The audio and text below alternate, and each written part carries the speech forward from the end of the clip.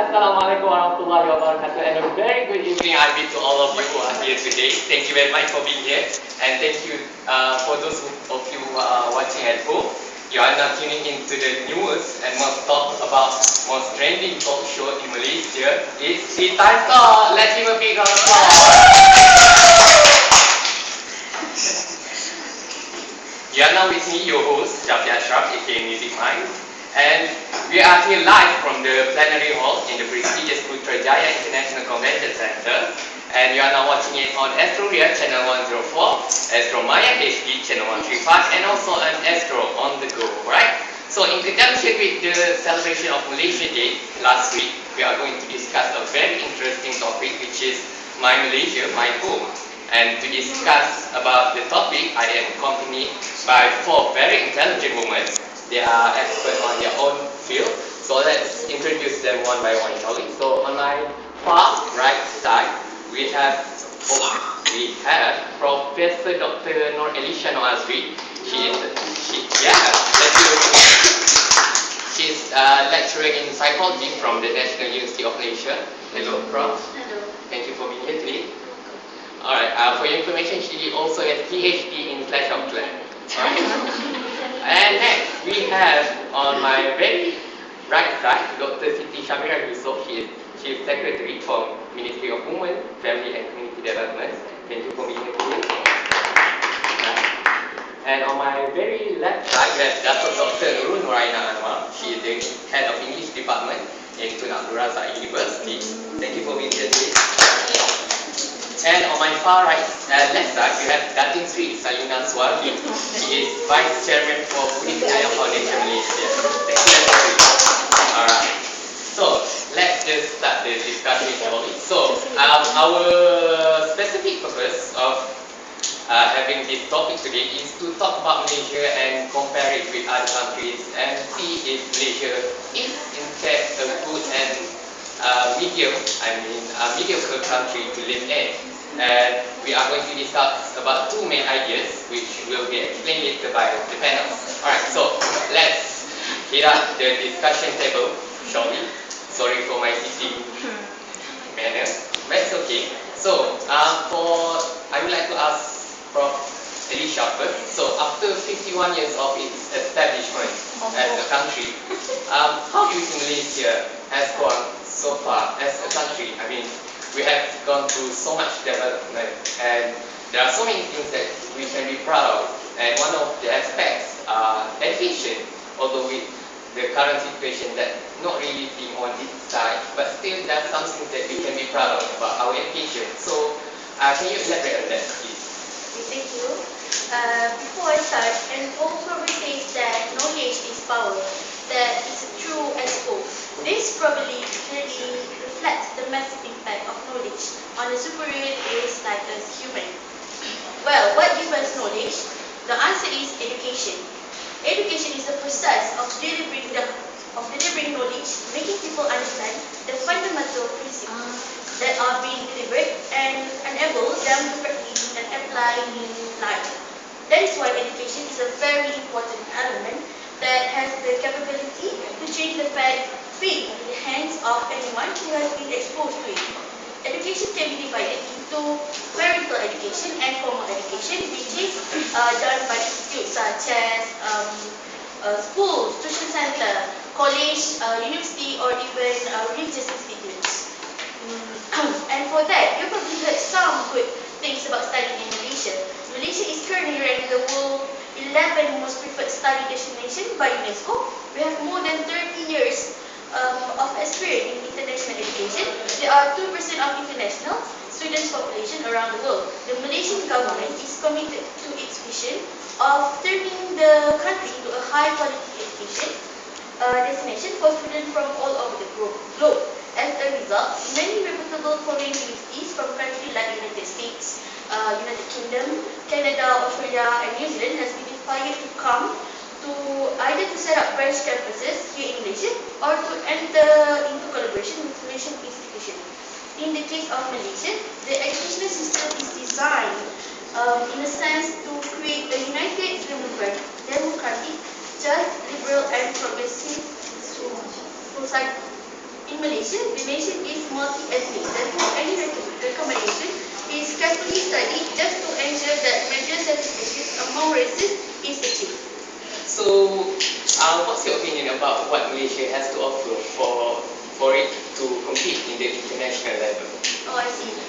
Here in Malaysia, we offer a wide range of courses ranging from English language programs and diplomas to degree and postgraduate studies. There are also a variety of options in private higher educational institutions, foreign university branch campuses and public universities. Besides, in Malaysia, international and local students are able to get foreign degree qualification from university in Australia, US, UK, France, Canada, and more. And if you are studying in Malaysia, you can get the best two worlds, a degree from a highly recognized international university, but at much more affordable cost. Alright, thank you for your opinion. So before we move on to this side of the conversation, I would like to invite all of you to join in our conversation in social media. Just put the hashtag #TeaTimeTalk and also mention us on Twitter and Instagram. It's SYFQ_SYR. Alright? So let's continue with Dr. Nur Raina.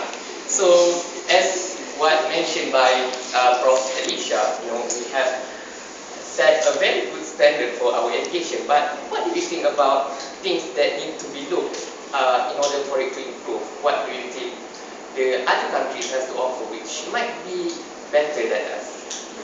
Okay, thanks to Syafiq. Assalamualaikum warahmatullahi wabarakatuh to all coming here.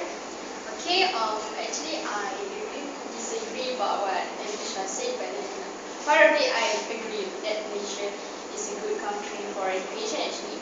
But then to turning this country into a high quality education for students all over the globe is something like really high expectation actually, because we know that since Malaysia that we've got a problem with our UPSR as Malaysia, which is the situations lack of a lot of things. But I disagree because I think that this international student actually not really provide us, it's not really come here to study, but they have got another agenda in that, which is we can see that the crime in Malaysia is increased, and one of the reasons is because these students came to Malaysia and do a lot of crime. This is actually the main reason of crime increase in Malaysia. Like I have here some data. This is the crime rates in Malaysia is skyrocketed due to the presence of the foreigner actually. They are involved in serious crimes such as causing death, body injuries, and some firearms and other weapons. They claim to come here with student visa, but they are not studying. And other than that, they also have a vice activity like tripping due to the prison, like China dolls who enter using the student visa or tourist visa and play their flesh trades. These sex workers are carriers of sexually transmitted disease and put life and healthy of Malaysia in danger actually.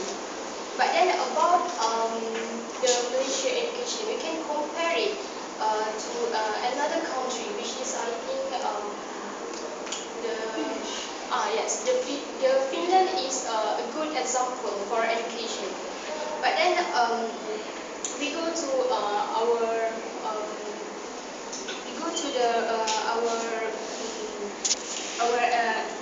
education first, which is what actually means by the education transformation by the government now. So the objective is to improve the quality of education so that students have skill needs for life and work in modern economy.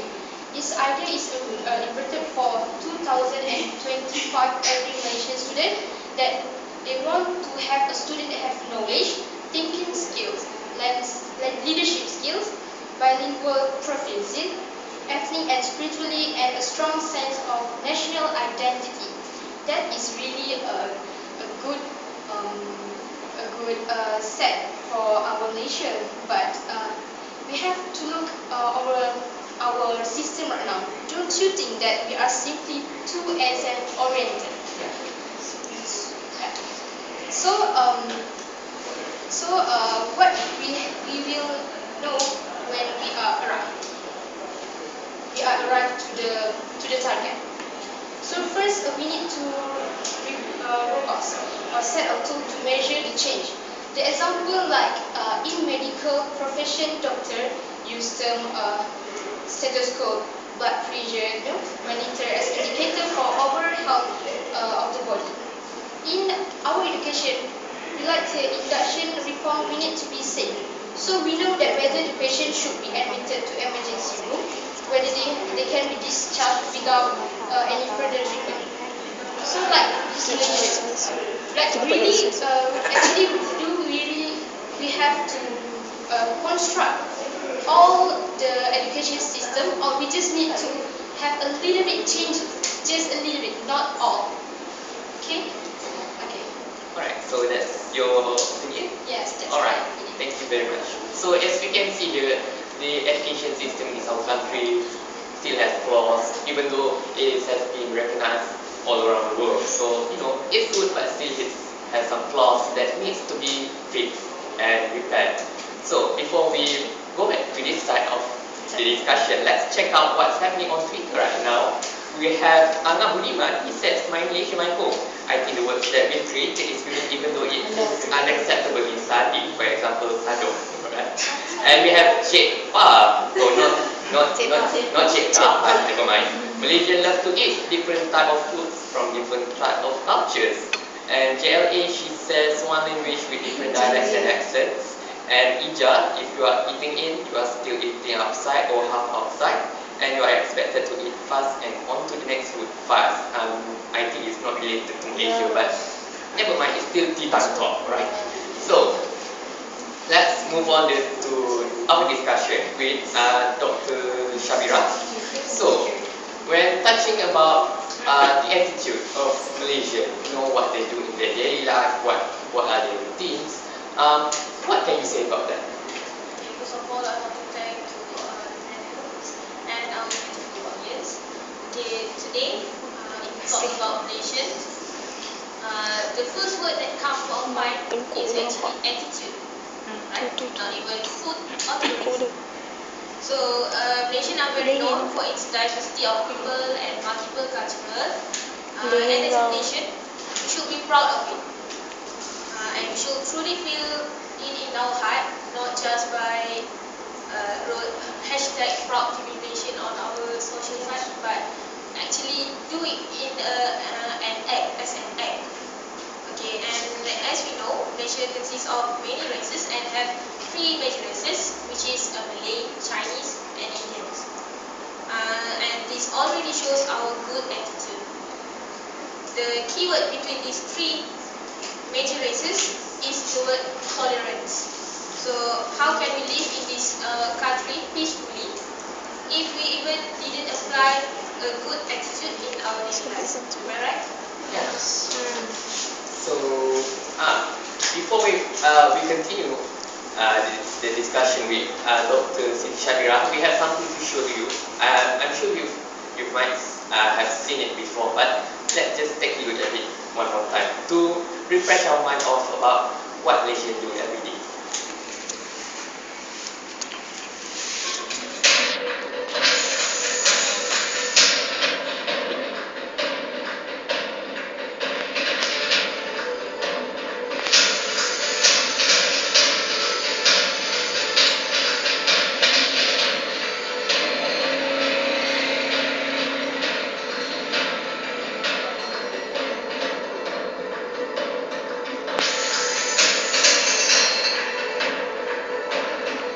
You have it, the video that shows our daily routine, which can be seen only in Malaysia. It is produced by Gini Boy. You can subscribe to them on YouTube. So, what can you review about the video just now, and what it symbolizes about the nature of our community?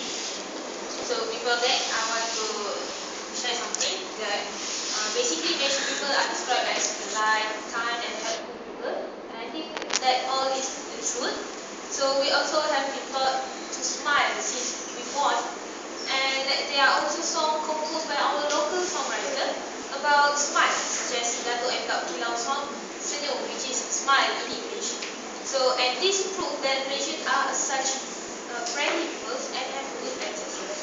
So, and for your information, Malaysia has around 140 different languages spoken in our whole country. So how can we live together if we have more than hundreds languages that circle around our daily life every day? So just think about it.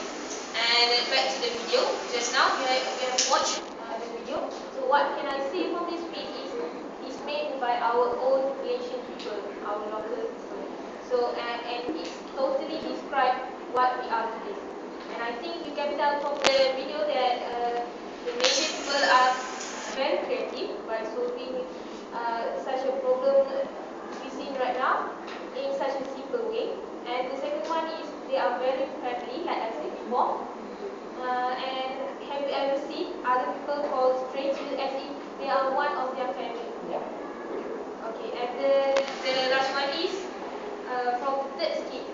Version of Malaysia is actually famous. Okay, so we should be proud of it, of its uniqueness, instead of uttering negative comments. And meanwhile, the other foreigners are actually praising our people. Yeah, okay, that's what I think about it.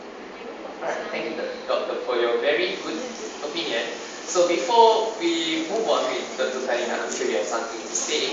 For those of you at home, if you want to share your opinion with us, do not hesitate. Just call us now at 1-300-88-2525. Alright? So let's continue the discussion. I'm sure Dr. Sri, you have something to rebut or something to argue about Dr. Shabira's point. So what can you say about Malaysian attitude? Okay, I do agree. Okay, first of all, Assalamualaikum to Prof.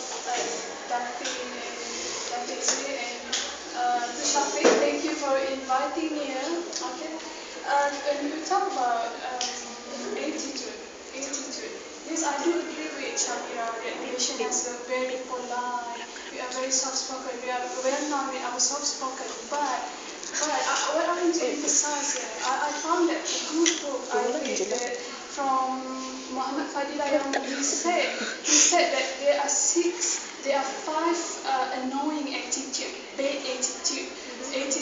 of Malaysia, and he said that we have one of them is bullying among the students, a bad attitude of road drivers. I will discuss this more after this, and child abuse, impatient attitude, of course, and vandalism.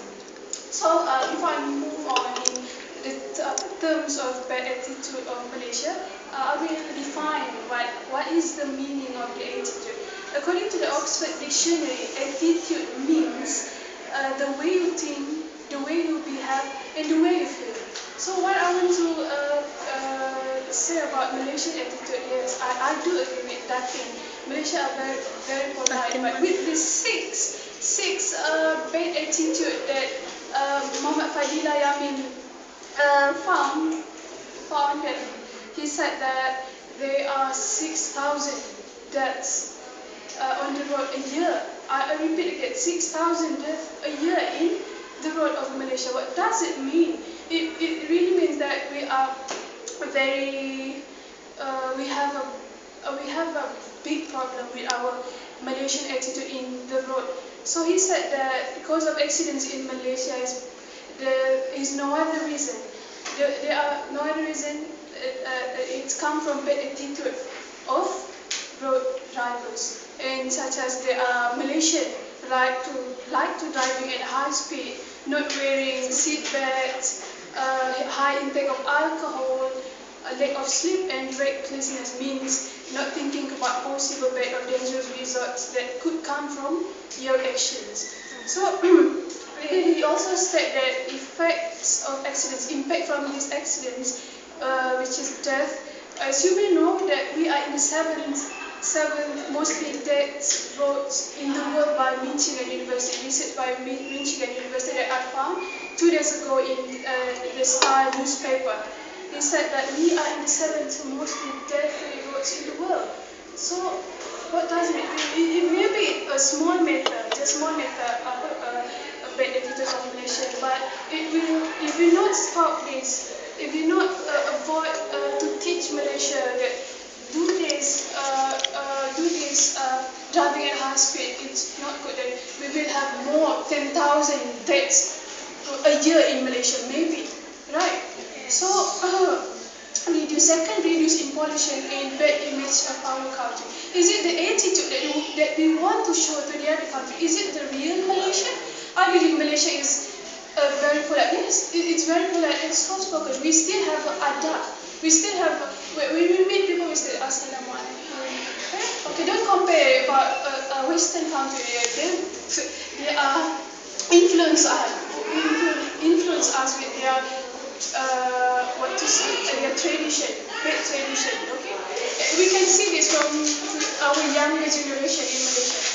So, what I can conclude is there is no other solution. There is no other solution for this disease that we are Malaysia have to change our attitude.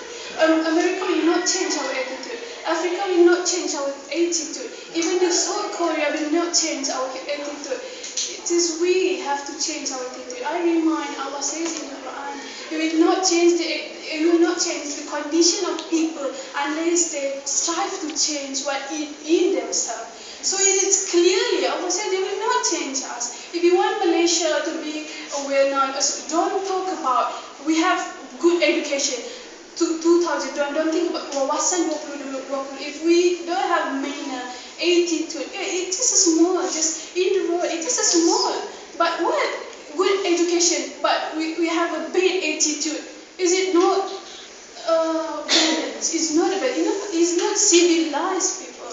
Yes, we are very good in education, yes. But one of a thing with Kamira, Datin Amira, Sheikh Hamzah Yusuf, he said, women in the desert, they are more civilized than we are women nowadays. They know how to cover themselves. You know, the more civilized we are, the more covered we wear. You know, because we have knowledge, we learn. Because Malaysian nowadays, they emphasize knowledge is just scoring more. You to get more, but they forget about this. We have I think the main knowledge is attitude. It doesn't matter if you don't have beautiful face. It doesn't matter. It matters is your attitude, your adab. It comes first. We forget about this. What America do for us, what Western country do for us. We can see this.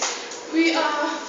I was very afraid we are lost of adab, but Alhamdulillah, Malaysia still adab. So, like I said just now, there is no other solution than to change our attitude. I believe Malaysia are very good people. We are very good people.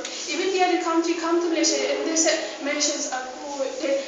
The Sheikh Hamzah crying because he said, oh, what a beautiful manners Malaysia has. He said like that. Yes.